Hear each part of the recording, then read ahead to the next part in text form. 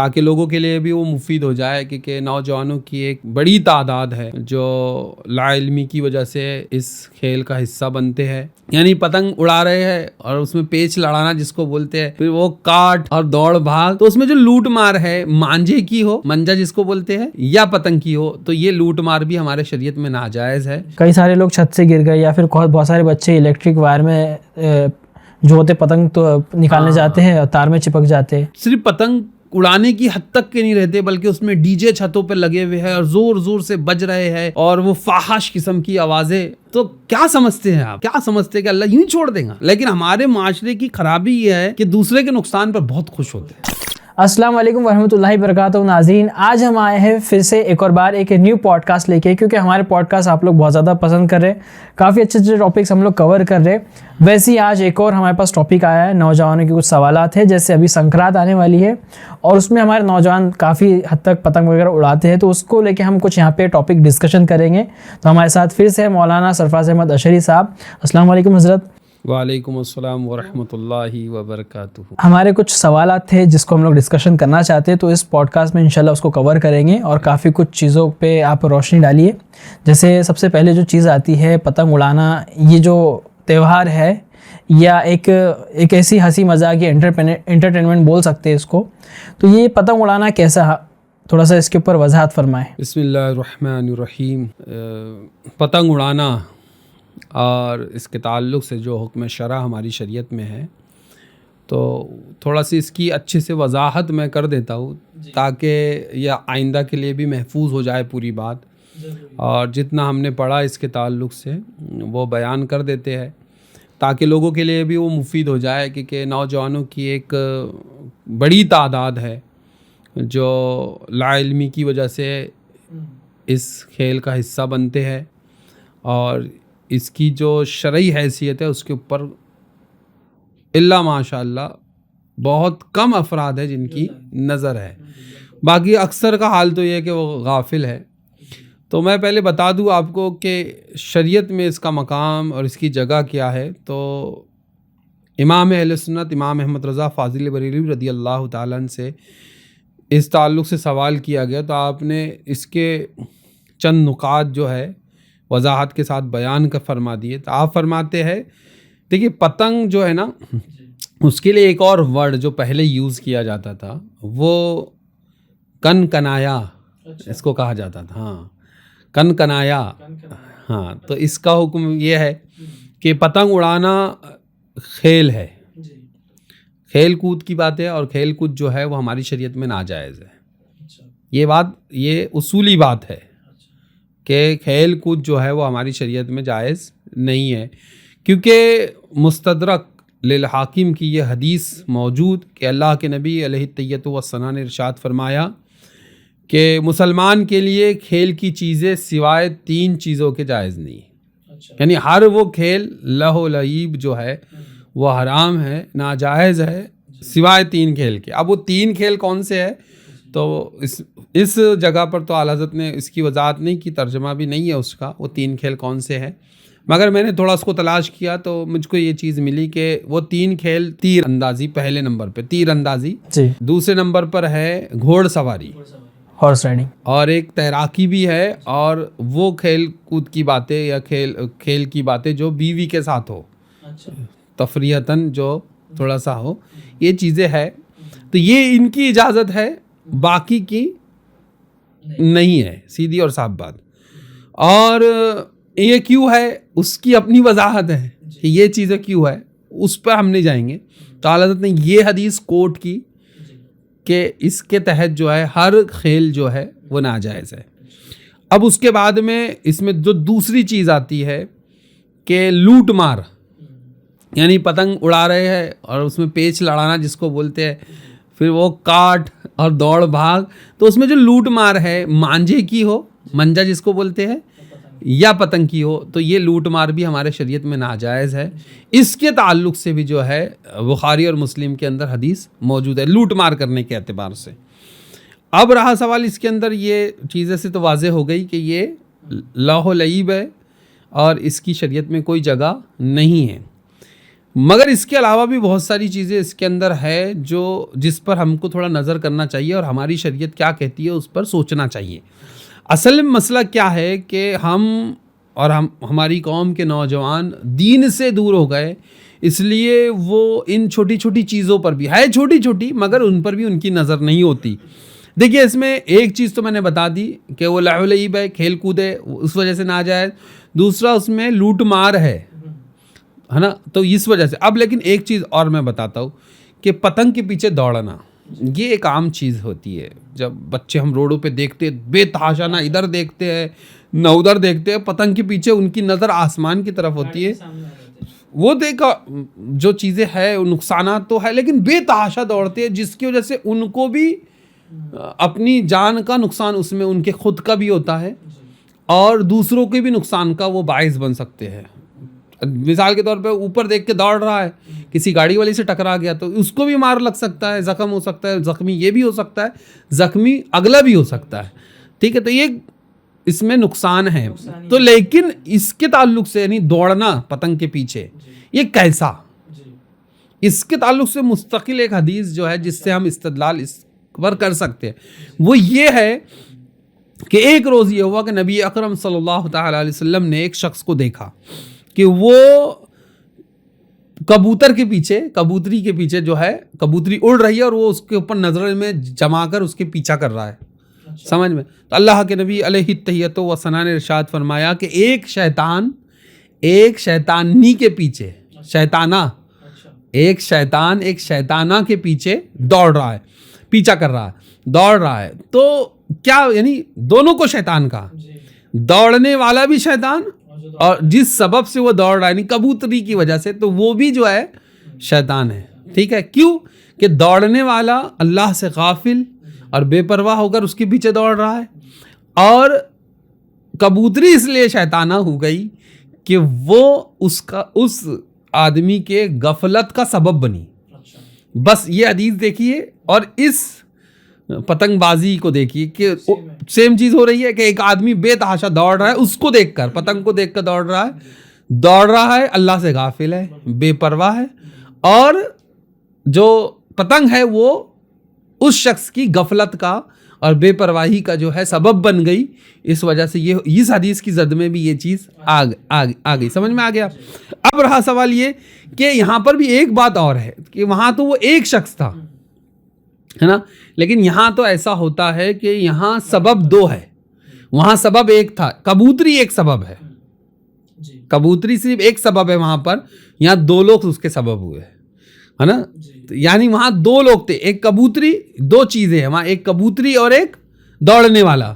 लेकिन यहाँ एक उड़ाने वाला जिससे वो पतंग कटी है, एक उड़ाने वाला, एक पतंग और दौड़ने वाला। अब दौड़ने वाला भी एक नहीं है, 20 उसके पीछे दौड़ते हैं, कई लोग इधर से लड़के निकल रहे, उधर से बड़े बड़े लोगों को हमने देखा, उम्र दराज लोगों को दौड़ रहे हैं। तो ये सब के सब अल्लाह से गाफिल हुए, ठीक है ना। तो वो जो पतंग तो लूट मार करेगा एक, तो वो तो एक उसमें गुनाहगार, बाकी दौड़ने वाले भी गुनाहगार। और इन तमाम का यानी पतंग का कटना और पतंग के पीछे दौड़ना, ये सब तो हुए गुनाहगार हुए साथ में वो सबब कौन बना? वो पतंग उड़ाने वाला। तो उन तमाम का गुनाह भी उसके सर के ऊपर। ये समझ में आ रहा है? ये कितनी दूर तक गई बात, समझ में। अब दूसरा चीज़ देखिए कि उसकी डोर जो होती है उसको लूटते हैं, पतंग को लूटते हैं लोग। और इसके अंदर यह है कि वो माल का ज़िया है, जो नेमत अल्लाह ने दी उसमें से माल भी एक नेमत है। तो फिर उसका इसराफ जो है यानी फजूल खर्ची जो है, इसको भी हमारी शरीयत ने मना फरमाया और कुरान में इसकी सराहत के साथ में हुक्म है कि जो फजूल खर्ची करे वो शैतान का भाई है। ठीक है, तो फजूल खर्ची है इसके अंदर कि आप पतंग और मंजा वगैरह ले रहे, फिर उससे नुकसानात जो है उस होगा, ज़ाया हो रही है वो सब चीज़ें। और एक मुसलमान दूसरे मुसलमान का नुकसान कभी नहीं चाहता, यानी उसका नुकसान हो रहा है, पेचा लड़ाई जगई यानी पतंग से पतंग लड़ाना और काटना, और फिर उसके अंदर दोनों का नुकसान, किसी एक का तो होगा पतंग का, मांझे का, फिर उसको लूटना। तो ये सब चीज़ें जो है एक मुसलमान को ज़ेब नहीं देती कि वो एक दूसरे मुसलमान के को इस तरह से नुकसान पहुंचाए। तो ये पॉइंट भी उसके अंदर आया। देखिए अब बात तो सिर्फ एक थी, लेकिन जब उसकी तह में हम जाए तो कई पॉइंट उसमें से निकलते हैं। उसके अलावा भी देखिए कि अब पतंग उड़ा रहा है बंदा, जो बंदा पतंग उड़ा रहा है, तो अक्सर हमारे मुशाहिदे में है कि वो सुबह से लेकर शाम तक उसी में कर देता है। तो इससे नमाज़ों में गफलत, अल्लाह अकबर।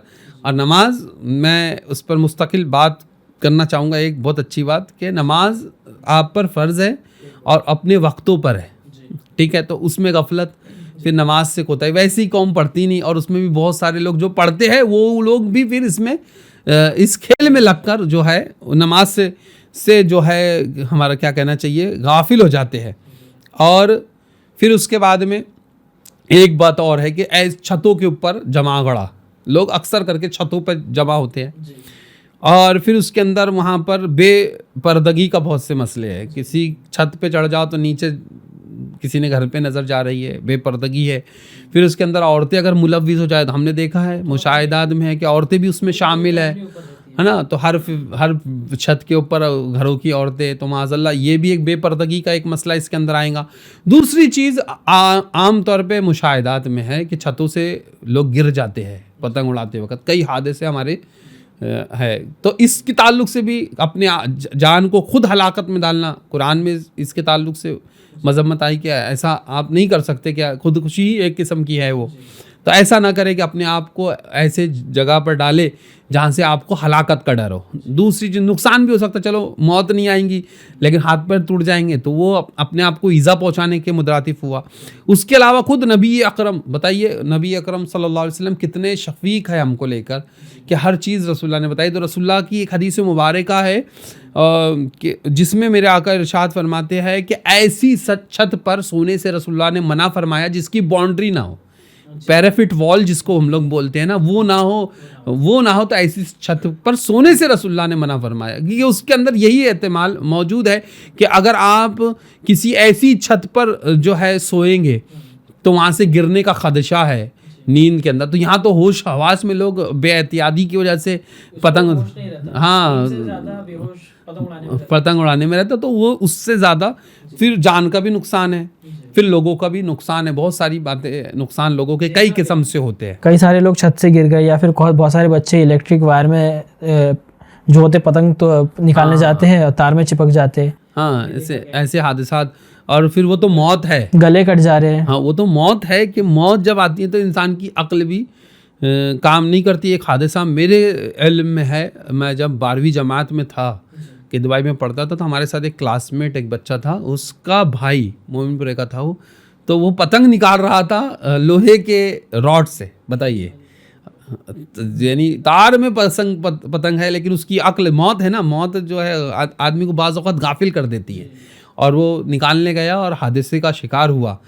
तो ऐसे हादसात होते हैं। रहा सवाल जो आपने कहा गला कटने वाली बात, देखिए एक बंदे मोमिन तो हरगिज़ किसी को नुकसान नहीं पहुंचाता, किसी को नहीं। और ये जो मंजा है, ये बेशुमार नुकसानात इसके हम देख रहे हैं कि वो पड़े होते हैं रास्तों पर, लोगों के पैरों में उलझते पैर कट जा रहे हैं, है ना। जानवरों तो वो तो मैं एक बेजुबान जानवर का तो मसला मैं आखिरी में डिस्कस करूँ, लेकिन जो अभी इंसान है पहले आप उसको समझ ले कि जिनकी कद्र है ना, सबकी कद्र है ऐसे बेजुबान जानवर की, लेकिन पहले इंसान अक्सर करके क्या होता है कि इसके शिकार जो है नन्हे बच्चे होते हैं। उसकी वजह मेरे को ये समझ में आती है कि अक्सर गाड़ियों के ऊपर, टू व्हीलर्स वगैरह के ऊपर हादसे का शिकार कार वाले तो होंगे नहीं, वो कार के अंदर है, तो जो शिकार होते हैं वो टू व्हीलर वाले होते हैं। तो इसमें अक्सर होता है कि जिनके बच्चे हैं बेचारे, वो बाइक वगैरह है, तो वो बच्चों को उमम सामने बैठा लेते हैं अपने। तो अक्सर बच्चे अभी यही साल में कोई तकरीबन 6-7 साल की बच्ची है, हाँ, वीडियो आया, उसको 16 टाके लगे। अल्लाह अकबर। आपकी ज़रा सी ऐश की वजह से और ज़रा से गफलत ने शायद किसी को ज़िंदगी भर की परेशानी दे सकता है ना। किसी की औलाद अगर जान से चले जाए, वो बच गई, अल्लाह की बंदी, वो बच्ची बच गई अल्लाह के फजल से, मगर फौत भी हो जाते लोग इसके अंदर। उसके बाद एक और वीडियो, एक बच्चा एक और है, उसका भी कटा है, गला कटा है ना, यही साल का है। तो माज़अल्लाह ये एक बंदा मोमिन कभी नहीं चाहेगा कि कोई, वो गैर भी है ना अगर, तो वो बंदा मोमिन बेजा किसी का नुकसान नहीं चाहता। ये हमारी शरीयत कभी नहीं सिखाती कि किसी का आपके थोड़े से ऐश के लिए जो है किसी का नुकसान हो, गला कट जाए। बताइए कि आप अपने ऊपर से सोचें कि आपका या आपके अहले खाना में से किसी के साथ ऐसे हादसात पेश आए हुए, अल्लाह अकबर, हमारे तो रोंगटे खड़े हो जाते हैं कि हम सोचते भी जब। तो यही वजह है कि इन अय्याम में तो हम लोग उमूमन ये ऐसे गमछे वगैरह या बड़े रुमाल वगैरह पहन के चलते हैं और अपने बच्चों को उम्र से बचते हैं कि उनको लेके ही ना जाए ऐसे, क्योंकि हादसा होने में कोई वक्त नहीं लगता। कई लोग हैं बेचारे बड़ा एहतियात करते हैं, लेकिन लोग ऐसे गाफिल है, ऐसी गफलत में पड़े हुए कि उनको अल्लाह और उसके रसूल का ज़रा सा खौफ नहीं है कि हमारे इस फेल से क्या नुकसान किसको होगा। अब बेजुबान जानवर, कबूतर, बिलखुसूस परिंदे उनके पर उलझ जाते हैं, है ना, तो उनकी मौत हो रही है। क्या अल्लाह के हुजूर आपके इस फेल की पुरशिश नहीं होंगी क़यामत के दिन? क्या आप समझते हैं कि यूं ही छोड़ दिए जाएंगे? ये बहुत बड़ी गफलत है कि आप ये समझते हैं कि हम जो चाहे वो करें और अल्लाह हमसे कुछ नहीं पूछेगा। अल्लाह हर चीज़ का हिसाब लेगा, अल्लाह हर चीज़ का हिसाब लेगा। तो बेजुबान जानवर, उसका तो कोई कसूर नहीं था ना, हाँ, लेकिन वो जो है वो भी उसका शिकार हो गया। कई परिंदों की तस्वीर जो है इधर उधर से आती है जो उसका शिकार हो जाते हैं। तो ऐसे इन नुकसानात के मद्देनज़र तो बिल्कुल एराज़ करना, बचना चाहिए इससे। और फिर उसके अंदर मैं तो ये भी देखता हूँ कि सिर्फ पतंग उड़ाने की हद तक के नहीं रहते, बल्कि उसमें डीजे छतों पे लगे हुए हैं और ज़ोर ज़ोर से बज रहे हैं और वो फाहश किस्म की आवाज़ें ना।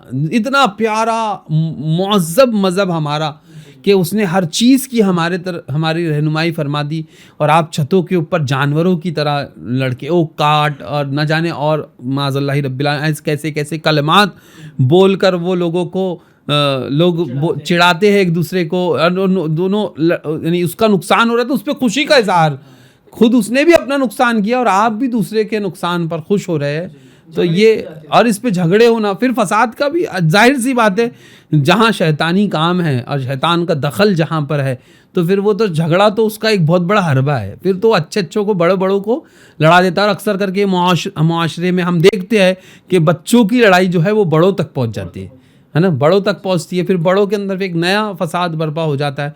तो ऐसे हर खेल से बचना चाहिए। लेकिन मैं बता चुका इसके पहले कि हमारी नस्ल नौ जो है वो बगैर ब्रेक की गाड़ी की तरह हो गई कि उसके पास कोई ब्रेक ही नहीं है। सबसे ज़्यादा हमारी कौम रहती है जो पतंगे उड़ाएंगी, जो ज़्यादा दिखेंगी। हम लोग को तो यही दिखता है कि हमारे आसपास वाले ही, हाँ, अपन चूंकि मुस्लिम माशरे में रहता है तो अपने को लगता है कि ये लोग ज़्यादा करें, लेकिन सभी करते हैं। लेकिन गैरों का तरीका हमने क्यों अपनाया, इसके ऊपर वो तो करेंगे, लेकिन हमारे लोग भी कसीर तादाद है, थोड़े बहुत लोग नहीं है, बहुत ज़्यादा है। लेकिन बस दुआ करना चाहिए कि अल्लाह ऐसे तमाम फितनों से हमें महफूज व मामूर रखे, और हर लबो लईब से जो है ना, खेल कूद से। अब क्या ऐसा है, तावील का जो एक हमारे यहाँ फैशन चला है, हर चीज़ में तावील निकाल लेते। मैं जब इसके ऊपर थोड़ा पढ़ रहा था तो मेरे नज़र से एक अजीब व गरीब शय गुजरी कि कुछ अब वो हमारे मकतब फ़िक्र के नहीं है, अहले सुन्नत नहीं, दिगर मकातिब फ़िक्र के एक बड़े बड़े मौलवी है जिन लोगों ने इसके जवाज़ के फतवे दे दिए। हाँ, कि इसमें कोई शरई कबात नहीं है, अगर इसमें ये सब चीज़ें जो शरीयत ने मना की हो ये शामिल ना हो तो जायज़ हो जाए। बताइए, अल्लाह अकबर। यानी आप लोगों को बचाने की जगह उस फेल में ढकेल रहे हैं। ठीक है, देखिए, एक है हुकूकुल्लाह और एक हुकूकुल इबाद है। बंदों के भी अपने हक है। आपकी वजह से अगर कोई बंदा परेशान हो रहा है तो क्या समझते हैं आप, क्या समझते हैं कि अल्लाह यूं ही छोड़ देगा? ये जो भ्रम फैलाया गया ना हमारे माशरे के अंदर के बस अपन तो बख्शे बख्शाए हैं। बेशक अल्लाह रहीम है, रहमान है, वो करीम है, वो सत्तार है, वो गफ्फार है, उसमें कोई शक नहीं, वो अपने फजल से हमें माफ़ कर देगा। लेकिन बंदों की हक क्या अल्लाह माफ़ फरमा देगा? ऐसे ही लोगों की बच्चियों के गले कट जाएँ, हाँ, और फिर सुनने में आया तो वो एक बच्चे का आप बता रहे कि वो मुस्लिम है, आपका अंदर से खून नहीं खौलता कि एक मुसलमान होकर दूसरे मुसलमानों के गले काट रहे हैं आप लोग? अपने इलाकों में हो रहा है, आपके इलाकों में हो रहा है, तो आप बिल्कुल इस पर उलमा इकराम सख्ती से मजम्मत करे, अहले शऊरमंद लोग उसके ऊपर तबलीग करे कि भाई ऐसी इन फेलों से बचे, और इंशाल्लाह इसमें बचने में भी भलाई है। जी, जुमे में भी इस पे तकरीरें होनी चाहिए हमारे उलमाओं की। हाँ, अगर हो तो करते हैं, जो जिम्मेदार आलिम दीन है वो बिल्कुल इसके ऊपर करते हैं। और दूसरी चीज़, इमाम अहले सुन्नत इमाम अहमद फाजिल वरीद के एक शेर में यहाँ पर कोट कर देते, फरमाते हैं, दिन लह में खोना तुझे, सुबह शाम तक सोना तुझे, शर्मे नबी ना खौफे खुदा, ना खौफे खुदा, ये भी नहीं वो भी नहीं, दोनों चीज़ हमारे से ना। हमको रसूलुल्लाह की शर्म है कि वो आका अलैहि तैयतो वस्सना, जो ज़िंदगी भर हमारे लिए रोए। हाँ, आज हमें कुछ भी ख्याल नहीं कि हम हुजूर की बारगाह में क्या मुँह लेके खड़े होंगे, और खौफ खुदा तो जाता रहा, है ना। शर्म नबी ना खौफ खुदा, ये भी नहीं वो भी नहीं। अल्लाह की बारगाह में दुआ करना चाहिए मौला करीम कि अल्लाह हम तमाम को इन तमाम फ़ेल से महफूज व मामूर रखे, और हमारी नस्ल नौ को भी इससे बचाए। तो बहुत बहुत शुक्रिया हज़रत, आपने काफ़ी अच्छा एक्सप्लेन किया। और एक चीज़ हम यहाँ पे आपको बताएंगे कि मतलब जो आपने एक्सप्लेन किया उससे हमें क्या समझ में आया। जैसे जब एक दूसरे की पतंग काटते हैं और आगे वाले के नुकसान पे जब हम खुश होते हैं, तो ये चीज़ इस्लाम में मना है जी, है ना। तो ये तो बहुत सिंपल सी चीज़ है, एक की दूसरे की कोई चीज़ का नुकसान करके खुशी मनाना। तो जो कौम में जो लोग इसका फतवा दे रहे हैं जायज़ है, तो उनको भी समझना चाहिए कि इतनी छोटी छोटी सी बात भी शरीयत में मना है। क्या अलाउ कर दे रहे हैं, अल्लाह कर दे रहे हैं, क्या कौन सा ज़हन चल रहा है कौन नहीं, मुझे समझ नहीं, लेकिन अल्हम्दुलिल्लाह अहले सुन्नत हर चीज़ पर गौर करके हमारे यहाँ इतनी छोटी सी चीज़, जैसे हम जैसे नाचीज़ लोग भी दिन का इल्म इतना रखने वाले, हमको इतना समझ में आ रहा है। तो जो उलमा जिन्होंने फतवे दिया, अल्लाह वल्लाह आलम पता नहीं क्या सोच के दिए। वो बहुत मैं मज़ेदार चीज़ मुझे लगी कि यानी हर चीज़ को तुम जवाज़ के इसमें लेकर आओ। और ये तो छोड़िए कि वो गैरों का त्यौहार है, वो तो सेकंड बात है, उससे नुकसानात ही इतने हो जा रहे हैं। देखिए, हाँ, यही तो इस्लाम की खूबी है। इस्लाम की खूबी है, यही है खूबी इस्लाम की, कि इस्लाम उस हर फेल से आपको रोकता है जो आपका नुकसान इसमें हो या आपके किसी मोमिन का नुकसान, हर उस फेल से रोकता है। और जो इस चीज़ को समझ जाता है वो अपनी ज़ात का भी नुकसान नहीं करेगा और अपनी ज़ात से दूसरों का भी नुकसान कभी नहीं होने देगा। ये एक बहुत अच्छा निज़ाम है, एक कानून है हमारे यहाँ का, तो इसको फॉलो करना चाहिए ना, कि अपना भी नुकसान ना करे ना किसी दूसरे नुकसान। लेकिन हमारे माशरे की खराबी ये है कि दूसरे के नुकसान पर बहुत खुश होते हैं। तो हज़रत आपकी गुफ्तगू में एक पॉइंट और था कि 3 खेल है, उसके अलावा बाकी खेल मना है या गुनाह है, हराम है, जो भी आपने जो यूज़ किया। तो थोड़ा सा हम उसको इसका एक्सप्लेनेशन चाहेंगे आपसे कि 3 खेल के अलावा दूसरे जैसे क्रिकेट फुटबॉल भी होते हैं, तो उसको लेके फिर कैसा? हाँ, तो अच्छा आप थोड़ा क्लियर कर दो उस ठीक है, वो जी। अवाम की समझ से बाहर हो जाएगा मसला कि सिर्फ 3 खेल है बाकी कोई खेल नहीं। नहीं, ऐसा नहीं है। वो 3 खेल से का उसूली तौर पर वो है, लेकिन फ़ुक़हा ने इसके अंदर फिर खेलों की कैटेगरीज बनाए। हाँ, तो उसका एक आसान सा समझ ले कि वो खेल जो आपके वक्त को ज़ाया ना करे, आपके माल को ज़ाया ना करे, उसके अलावा जो खेल है जैसा क्रिकेट है फॉर एग्जाम्पल, तो इसमें जिस्म की वर्जिश है जी, एक्सरसाइज हो जाती है, एक्सरसाइज हो रही है। तो जिस्म दौड़ना कूदना, जो घोड़सवारी और तीर अंदाजी जो है और या तैराकी जो है, उसमें भी क्यों है वो, क्योंकि उसमें जिस्म की वर्जिश है। तो यहाँ पर भी है, फुटबॉल में दौड़ रहा है आदमी, दौड़ की ज़रूरत पड़ती है, दौड़ने से आदमी चुस्त फुस्त रहता है। तो ये जो खेल है जिससे सेहत मुंसलिक है सेहत ही के, तो वो जाए, उसमें कोई कबाद नहीं है, खेल सकते उसको उसमें। लेकिन वो खेल जो जिसमें मुतलकन वक्त का ज़िया है और कोई कुछ हासिल, अब बताए पतंग अंदाजी, अब कोई ये बोलेगा यार पतंग उड़ाने से तो नजरें तेज होती, तो अब फालतू की बात है, हाथ कट जाते हैं, हाथ कट जाए, वो तो नुकसान है ना बहुत सारे उसमें। क्रिकेट में ऐसा कोई नुकसान बज़ाहिर नजर नहीं आता। हाँ, मगर अगर कोई बोलेगा मैं ऐसा बॉल मारता और बाजू वाले का कांच तोड़ता हूँ, तो फिर तो वो तो सीधी सी बात है ना, ये तो नुकसान पहुँचाने वाले। ऐसी जगह खेले जहाँ खेल सकते हैं आप, तो वर्जिश है, खेलते हैं और बहुत सारे लोग खेलते हैं। हाँ, खेलते हैं बहुत सारे लोग, हाँ, माजी में हाँ खेलते हैं लोग, बस वही है, आप समझ जाइए। तो वो एक अलग चीज़ है। मैं तो कहता हूँ कि क्रिकेट हो, उसके अलावा फुटबॉल और हॉकी जैसे खेल भी हमारे नौजवानों ने खेलने चाहिए, बहुत अच्छे खेल है और वो वर्जिश वाले हैं, इस नियत से कि वो भाई मैं तेज़ दौड़ सकूँगा, फिट रहूँगा इससे, है ना। तो और बहुत सारी अभी तो हार्ट डिजीज़ जो है हमारे यहाँ एकदम तेज़ी से हो रहा है ना, बस यानी हमारे यहाँ तो वैसे भी वो ना खाते हैं सिर्फ त्योहारों के नाम पर, न्याज़ों के नाम पर, और क्या बोलते हैं शादी ब्याह के नाम पर, और सिर्फ मोटे ताज़े हो रहे हैं। हाँ, एक्सरसाइज कुछ भी नहीं है। मैं तो यहाँ तक कि जो बच्चे जिम जाते हैं ना, तो मैं, कुछ लोग उनकी मुखालिफत करते, तो मैं तो नहीं करता उसकी मुखालिफत। करना जाना चाहिए, अपने जिस्म को मजबूत बनाए, क्योंकि वो काम की शय है। हाँ, उसके लिए नीयतों का बड़ा मसला है ना। लेकिन वहाँ पर भी जिम में जा रहे, गाने बजाने जो हो रहे हैं, तो उससे बचे, ठीक है। और जो कपड़े जिस तरह तो उतार लेते हैं लड़के, वो ना करें। ये भी होता है जैसे अगर कोई बड़ी उम्र का जा रहा है, जैसे 30, 35, 40 साल की उम्र के जा रहे हैं लोग, उनको देखते बोले बुड्ढे बाड्ढे जिम, फालतू की बातें है सब। जाना चाहिए, जिसको मयसर है वर्जिश की जगह, या तो अपने घर में करे या तो जाए। हाँ, बस वो वहाँ पर जो गैर शरई अम्र है उससे महफूज रह के करे।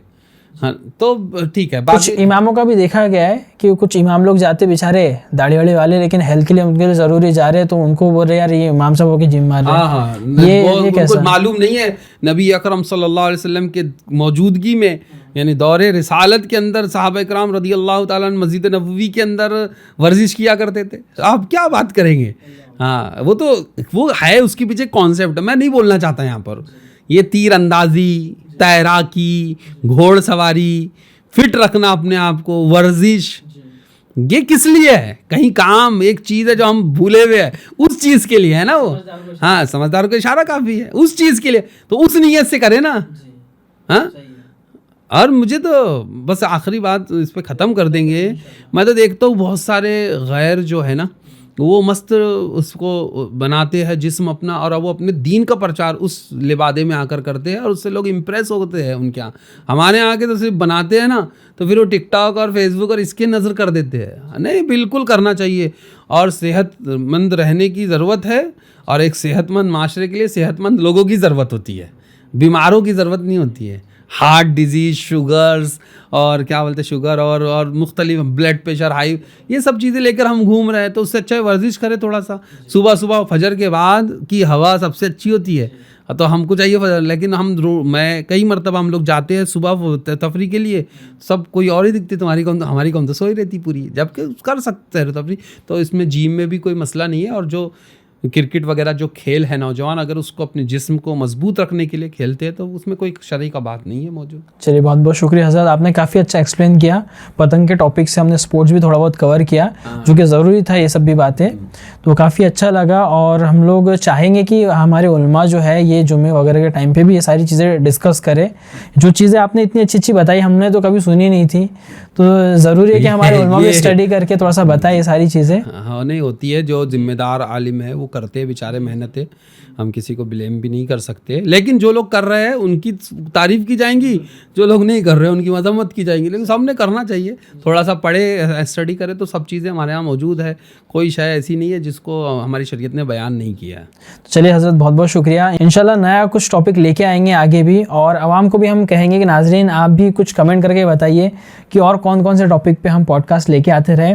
और हम गुजारिश करते हैं कि आप हमारे चैनल को सब्सक्राइब कीजिए और इस वीडियोस को शेयर कीजिए सबके साथ। अगर आपको इस टाइप की वीडियोस पसंद आती है तो वीडियो को लाइक कीजिए, चैनल को सब्सक्राइब कीजिए। जल्दी मिलेंगे इंशाल्लाह न्यू पॉडकास्ट के साथ। अस्सलाम वालेकुम।